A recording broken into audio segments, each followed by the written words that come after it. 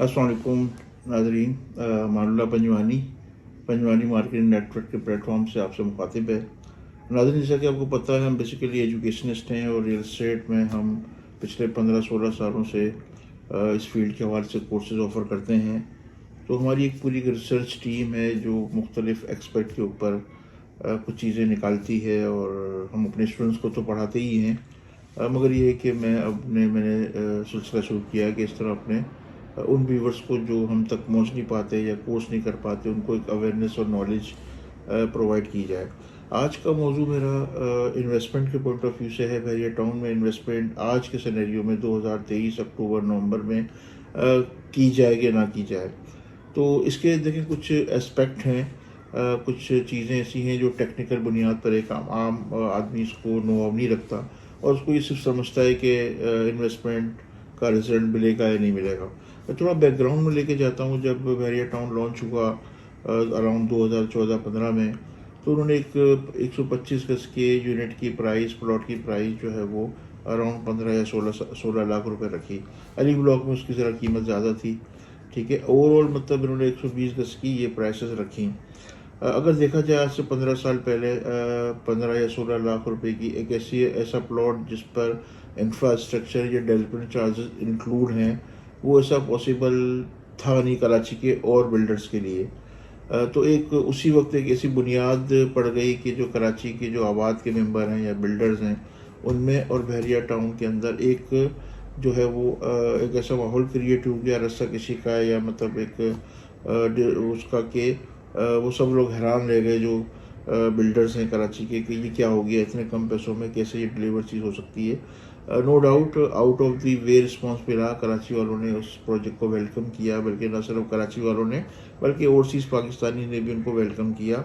और इतनी ज़्यादा ओवर बुकिंग हो गई कि बाद में बहुत से मसाइल का सामना करना पड़ा अलॉटीज़ को भी, कि out of boundary, out of jurisdiction या आउट ऑफ मैप जो है ना वो प्लॉट जो है ना उनको अलॉट हो गए, उनके पैसे ले लिए गए। अगर आप आज से 10 साल पहले चले जाएं, आज पॉसिबल नहीं है कि कुछ 16 लाख रुपए में बिल्डर आपको इस प्राइस के अंदर डेवलप सोसाइटी के अंदर जो है वो प्लॉट दे सके। हाँ, ये जो चेंज हुआ इसके अंदर सारे मार्केट में से गैम्बलर आ गए, इन्वेस्टर्स आ गए, वहाँ के डीलर्स ने भी बड़ा अहम रोल अदा किया कि प्राइसेस बढ़ती ही चली गई और एक ऐसी हद पर आ गई जो आमतौर पर कराची की प्रॉपर्टी से भी जो है उसकी प्राइसेस हाई हो गई। मगर उसके अंदर बहरिया टाउन की मैनेजमेंट का मैं नहीं समझता कि कोई रोल है, ख़ास तौर पर रेजिडेंशियल प्रॉपर्टीज़ को अप करने में, क्योंकि उन्होंने तो दे दिया और वो उस पर फिर जो है ना प्राइसेस बढ़ती बढ़ती चली गई और यहाँ तक पहुँच गया कि 90 लाख 80 लाख रुपए का 5 मरले का प्लॉट जो है वहाँ पर हो गया। तो ये ब्लेम देना कि इसमें जो है वो उनका कसूर है। मगर आज जब ये कंडीशन आ गई है, ओवरऑल पूरे मुल्क के अंदर एक पैनिक सी सिचुएशन है अराउंड हर किसी कारोबार को लेकर, तो डेफिनेटली रियल एस्टेट सेक्टर भी इससे बहुत ज़्यादा मुतासिर हुआ है। अब हम बातें हैं कि आज के माहौल में वहाँ इन्वेस्टमेंट करना चाहिए जब एक कोर्ट के अंदर इशू है, एनओसी का इशू हो गया है, तो इस सूरत में बहरिया को या बहरिया में प्लॉट लेना चाहिए या नहीं लेना चाहिए। तो यहाँ मैं आपको एक टेक्निकल बुनियाद पर एक चीज़ ब्रीफ करना चाहूँगा। बेसिकली जो बहरिया टाउन है वो दया कॉन्कर के अंदर एग्जिस्ट करता है, कुछ इसका लांगेजी का पार्ट है। ये बेसिकली देह क्या होते हैं, ये एक ऐसी इनविजिबल बाउंड्री होती है लैंड की जो बोर्ड ऑफ रेवेन्यू तय करता है और ये अंग्रेज़ों के दौर से चला हुआ आ रहा है। तो यहाँ की अगर डायनेमिक्स को देखें तो यहाँ सर्वे ज़मीन भी है और नाकलात ज़मीन भी है, यानी सरकारी ज़मीन भी है, और मुख्तलिफ इसके ज़मीनों के मामलात होते हैं वो भी है। यहाँ अगर मैं आपको एक बात करूँ कि अगर आप मेन जिना एवेन्यू को फोकस करें, तो जैसे आप मेन गेट से इंटर होते हैं और लेफ़्ट साइड पर और राइट साइड पर मुख्तलिफ इसके जो है ना बहरिया के अपने भी प्रोजेक्ट्स हैं और बिल्डर्स के भी प्रोजेक्ट्स हैं। अगर आप गौर करें तो मेन जिना एवेन्यू की जो लेफ्ट हैंड है उस पर आपको ज़्यादातर बहरिया के अपने प्रोजेक्ट्स मिलेंगे। मिसाल के तौर पर इकबाल विला, कायद विला, 10A के विलास, 11A के विलास, जितने भी विलास आपको बहरिया के मिलेंगे छोटे और कैटेगरी के, वो आपको लेफ़्ट साइड पे मिलेंगे। अली ब्लॉक आपको लेफ़्ट साइड मिलेगा। मोस्टली जो कंस्ट्रक्शन है वो आपको लेफ़्ट साइड पे मिलेगी। ऐसा क्यों है? लेफ़्ट साइड पर बुनियादी तौर पर जो है वो सर्वे ज़मीनें ज़्यादा हैं, यानी प्राइवेट लैंड जो बिल्डर बहरिया ने बाइंग की प्राइवेट ओनर से, वो उसकी तादाद ज़्यादा है। राइट साइड पे नाक्लास ज़मीन, सरकारी ज़मीन ज़्यादा है। अगर आप ये sindhzamin.gos.pk की वेबसाइट पे जाएँ तो आपको अंदाज़ा होगा कि राइट साइड पे सरकारी ज़मीनें ज़्यादा हैं, लेफ़्ट साइड पर सर्वे ज़मीनें ज़्यादा हैं एज़ कम्पेयर टू नाकलाल। तो मोस्टली ज़्यादातर कंस्ट्रक्शन या जो एनओसी मिलती है वो लेफ़्ट साइड पर ज़्यादा कंस्ट्रक्ट हुई और काफ़ी हद तक जो है ना वो ये हो गया। अगर आप ओवरऑल देखा जाए तो लेफ़्ट साइड पर मैं अभी आपको यही मशवरा दूंगा कि जो कंस्ट्रक्टेड प्रॉपर्टी है, कंस्ट्रक्टेड कंप्लीट हो गई है जिसकी कंस्ट्रक्शन, उन प्रॉपर्टीज़ के इन्वेस्टमेंट करें, जैसे विलाज हैं, कुछ अपार्टमेंट्स हैं, कुछ ऑफिसेज हैं जो कंस्ट्रक्टेड हैं। वो तो इस वक्त सिनेरियो में फ्रूटफुल है। अदरवाइज जो अंडर कंस्ट्रक्शन यूनिट्स वहाँ मौजूद हैं उस पर एक बहुत बड़ा सवालिया निशान है।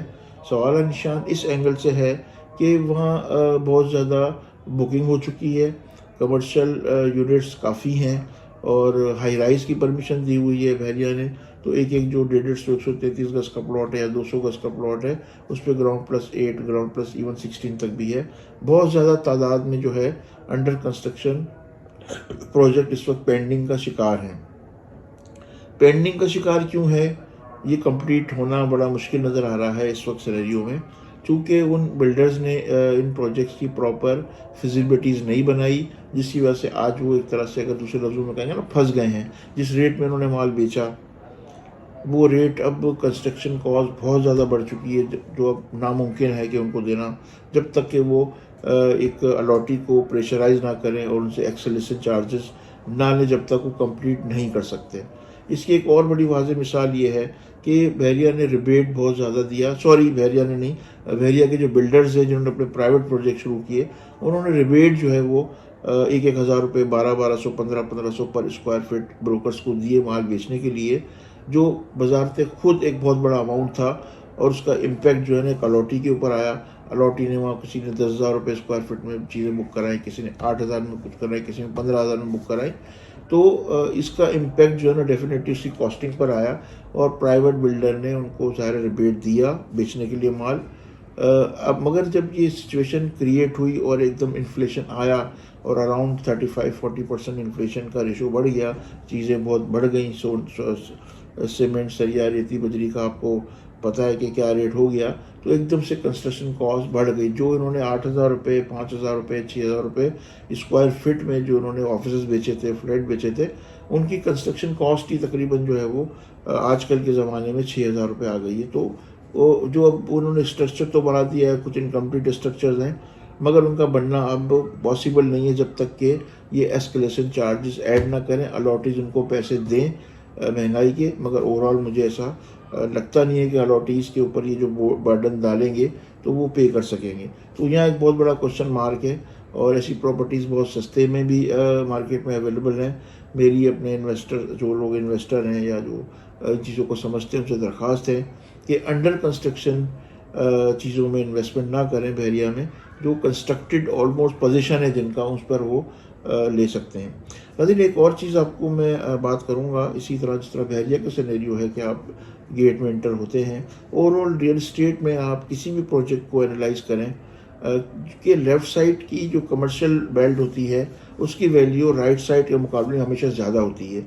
मिसाल के तौर पर आप शायर फैसल ले लें।